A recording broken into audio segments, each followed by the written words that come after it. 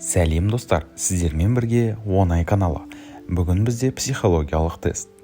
Басқалардан сіздің артықшылығыңыз қандай? Психологиялық тесттер уақытты қызықты өткізуге көмектеседі. Ендеше, осы суреттен ұнап тұрған сөмкені таңдаңыз және де жауабын бірге тыңдайық.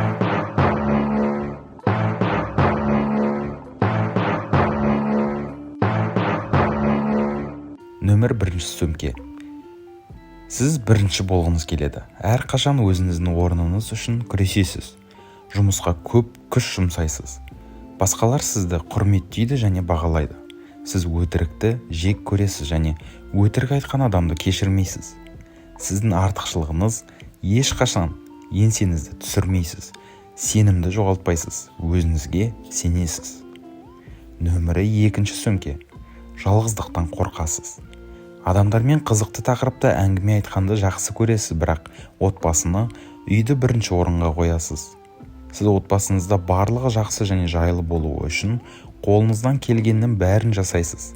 Сіздің артықшылығыңыз ашық адамсыз. Сіз өзіңізге де, біреуге де өтірік айтпайсыз. Нөмірі 3 сөмке. Сіз өте қызықты адамсыз. Сіз тағдыр белгілеріне және бақытты сандарға сенесіз.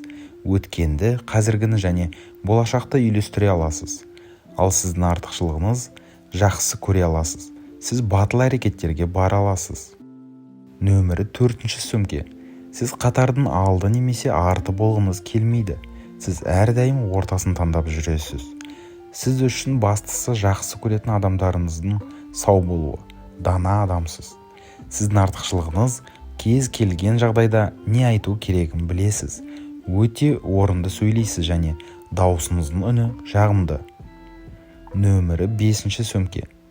Сізге кеңістікті ұйымдастырған ұнайды. Бизнесте, үйде және жұмыста да сіз барлығын ұйымдастыруды білесіз.